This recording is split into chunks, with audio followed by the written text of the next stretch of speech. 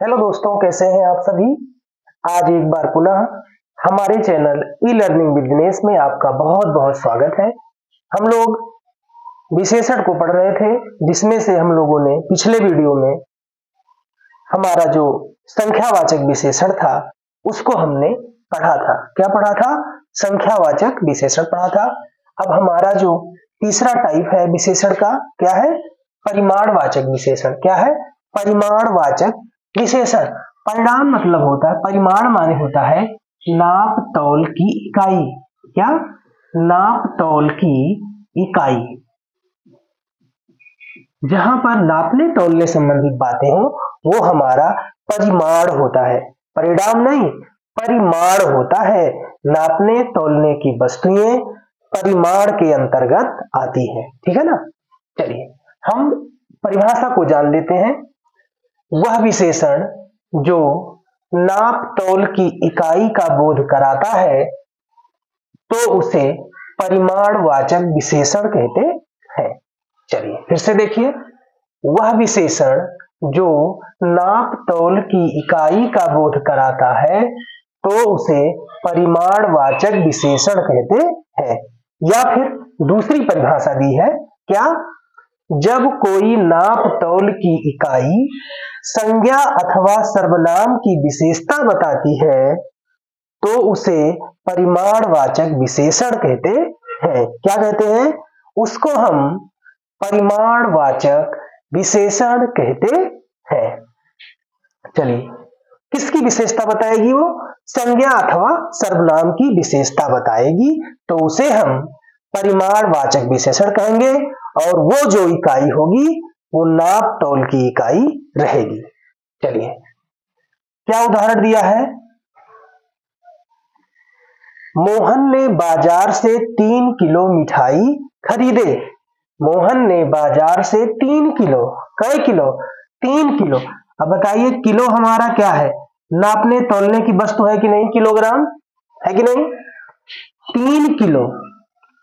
और मिठाई क्या है? हमारा संज्ञा है मिठाई। संज्ञा की विशेषता क्या है? वो कई किलो है? 3 किलो। तो हमारा ये क्या है? यही हमारा विशेषण है। कौन सा विशेषण? परिमाणवाचक विशेषण। कौन? परिमाणवाचक विशेषण। परिमाण माने होता है नापने तौलने की वस्तु, और अगर नापने तौलने की वस्तु संज्ञा की विशेषता बताती है तो वह परिमाणवाचक विशेषण का उदाहरण होती है। चलिए अगला उदाहरण है, मां ने 1.25 पाव लड्डू खरीदा। कितना? 1.25 पाव। ये नापने तौलने की वस्तु है 1.25 पाव। और लड्डू हमारा क्या है? लड्डू हमारा संज्ञा है। क्या है? संज्ञा। और ये क्या है? विशेषण। कौन सा विशेषण? परिमाणवाचक विशेषण। चलिए, आलोक ने कुछ मीटर कपड़ा खरीदा। कुछ मीटर क्या है? नापने तौलने की वस्तु। और कुछ क्या है? कुछ हमारा परिमाण है, सॉरी, कुछ हमारा संख्या है ना। कुछ एक निश्चित परिमाण है, अनिश्चित। अगर दिया रहे 3 मीटर कपड़ा खरीदा तो निश्चित परिमाणवाचक विशेषण, और अगर दिया हो केवल कुछ मीटर कपड़ा खरीदा तो यह है अनिश्चित परिमाणवाचक विशेषण। तो और कपड़ा हमारा क्या है? संज्ञा है, विशेषण है। कौन सा विशेषण? परिमाणवाचक विशेषण, जिसमें से यह अनिश्चित परिमाणवाचक विशेषण का उदाहरण है, क्योंकि स्पष्ट नहीं है कि 3 मीटर, 5 मीटर, 10 मीटर, कुछ दे दिया है तो हमारा क्या है? अनिश्चित का। जैसे हम लोगों ने पढ़ा था कि संख्यावाचक विशेषण 2 प्रकार का होता है, निश्चित संख्यावाचक विशेषण और अनिश्चित संख्यावाचक विशेषण। ऐसे हमारा जो ये परिमाणवाचक विशेषण है यह भी 2 प्रकार का होता है। कौन कौन? निश्चित परिमाणवाचक और अनिश्चित परिमाणवाचक। तो हम लोग अभी तो परिमाणवाचक पढ़े हैं, अगली स्लाइड में हम इसके भेद पढ़ेंगे। इसके 2 प्रकार होते हैं, 2 भेद होते हैं, निश्चित परिमाणवाचक विशेषण और अनिश्चित। जब दिया रहे कि 3 किलो 4 किलो लड्डू खरीदा, 3 मीटर कपड़ा खरीदा, दिया रहे तो जान लो हमारा निश्चित परिमाणवाचक विशेषण। और अगर स्पष्ट नहीं है, कुछ मीटर कपड़ा खरीदा, कुछ जमीन खरीदा, तो वो हमारा अनिश्चित है। इसका स्क्रीनशॉट बनाइए आप इसको स्क्रीनशॉट बनाइए। चलिए चलिए आइए देखते हैं कि परिमाणवाचक विशेषण के भेद कितने होते हैं। तो कितने भेद होते हैं भाई? 2 भेद होते हैं। हमने बताया क्या भेद? 2 भेद। कौन कौन?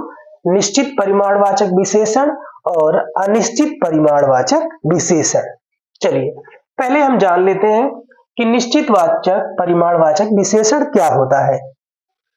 जब विशेषण का कार्य कर रही नाप तौल की इकाई निश्चित हो तो उसे निश्चित परिमाणवाचक विशेषण कहते हैं। यहाँ जो हमारा नापने तौलने की वस्तु रहेगी वो एकदम निश्चित रहेगी, दिया रहेगा 2 फीट, 4 फीट, 10 फीट, 20 फीट, ठीक है ना।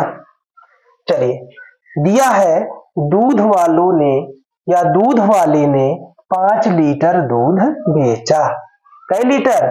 5 लीटर। स्पष्ट दिया है, कुछ लीटर नहीं लिखा है, 5 लीटर। तो 5 लीटर दिया हुआ, इसका मतलब क्या है? ये हमारा विशेषण है। कौन सा विशेषण? निश्चित परिमाणवाचक विशेषण। और दूध क्या है? हमारा संज्ञा है। एकदम स्पष्ट कर रहा है कि संज्ञा की विशेषता भी बता रहा है कि दूध कितना है? 5 लीटर। दूध कितना है? 5 लीटर। एकदम कंफर्म बात कर रहा है कि 5 लीटर दूध है, इसीलिए यह हमारा निश्चित परिमाणवाचक विशेषण का उदाहरण है। दूसरा क्या था?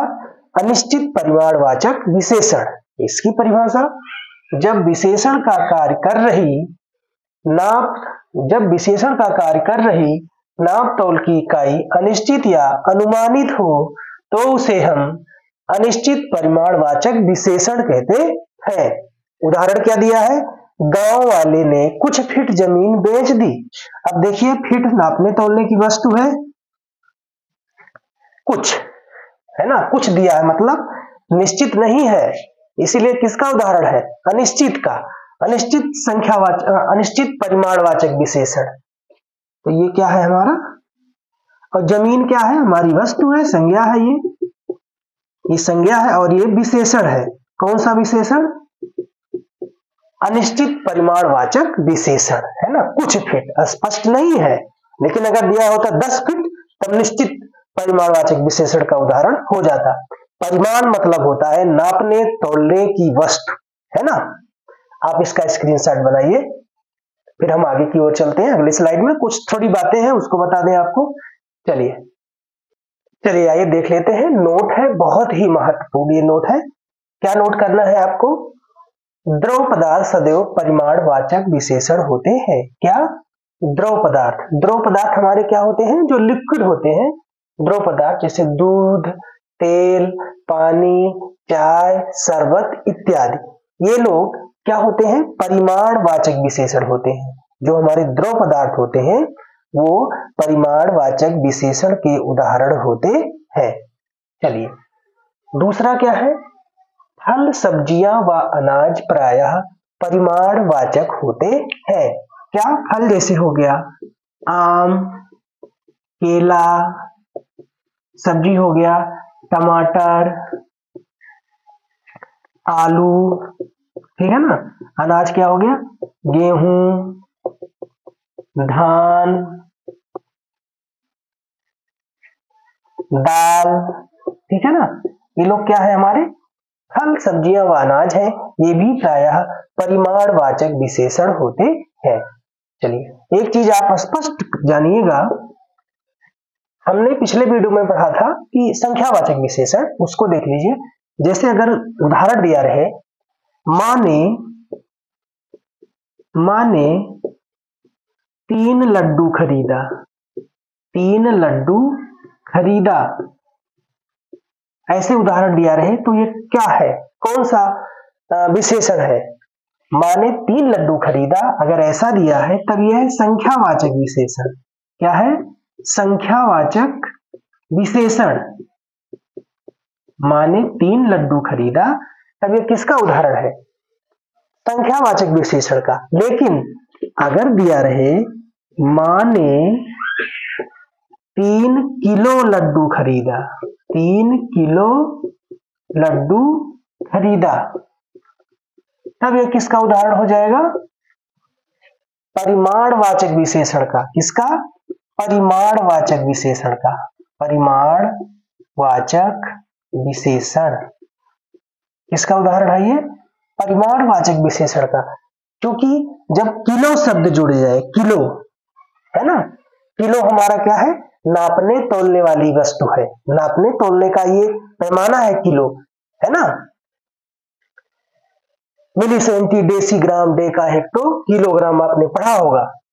तो किलो हमारा क्या है, नापने तोलने वाला है भाई ये। तो इसीलिए ये क्या है, परिमाणवाचक विशेषण का उदाहरण है। लेकिन केवल संख्या दिया रहे कि 3 लड्डू, 10 लड्डू, 20 लड्डू, तब ये क्या है, संख्यावाचक विशेषण है। यह चीज आप स्पष्ट जानिएगा, नहीं तो आप पिछले वीडियो में अभी पढ़े हैं संख्यावाचक, और इसमें आप परिमाण पढ़ करके आप भूल जाए कि परिमाण क्या है, संख्या क्या है ना। जब परिमाण रहेगा तो मीटर, सेंटीमीटर, किलोग्राम कुछ ना कुछ दिया होगा, 1.25 पाव, 1 पाव, 10 ग्राम, 20 ग्राम, तो वो हो जाएगा परिमाणवाचक विशेषण। लेकिन अगर ऐसा नहीं है, केवल संख्या दिया रहे 3 लड्डू, 10 लड्डू, तब वो हमारा संख्यावाचक विशेषण है। ठीक है ना, इसका भी स्क्रीनशॉट आप बनाइए। अब आपकी बारी है कमेंट करने की कि आपको यह वीडियो कैसा लगा, आपने कितना समझा, इसको आप कमेंट करके जरूर बताइए। और चैनल पर अगर पहली बार आप वीडियो में जुड़े हैं हमारे, तो चैनल को जरूर सब्सक्राइब करिएगा, बेल आइकन दबाइएगा, ताकि नोटिफिकेशन आप तक बहुत पहले से पहुंच जाए। पहले से जुड़े हैं तो आपका काम है, आप व्हाट्सएप पर स्टेटस लगा दीजिए, विभिन्न ग्रुपों में जो आपके सहपाठी हैं, साथ में अध्ययन कर दें, वो लोग भी इस वीडियो से जुड़े और अपनी तैयारी को बेहतर बनाए, मजबूत बनाए, ताकि आगामी बहुत सारी परीक्षाएं होनी है, उसमें इस टॉपिक से बहुत सारे प्रश्न आते हैं, उसमें ये बहुत ज्यादा लाभप्रद सिद्ध होगा। ठीक है ना। अगर कहीं भी आपको कुछ भी डाउट होगा, समझ में नहीं आ रहा होगा, तो कमेंट कर दीजिएगा। कमेंट के माध्यम से हम आपके उत्तर को बेहतर तरीके से आप तक पहुंचाने का कार्य करेंगे। तब तक के लिए बहुत बहुत धन्यवाद, बहुत बहुत धन्यवाद। नमस्कार, जय हिंद, जय भारत।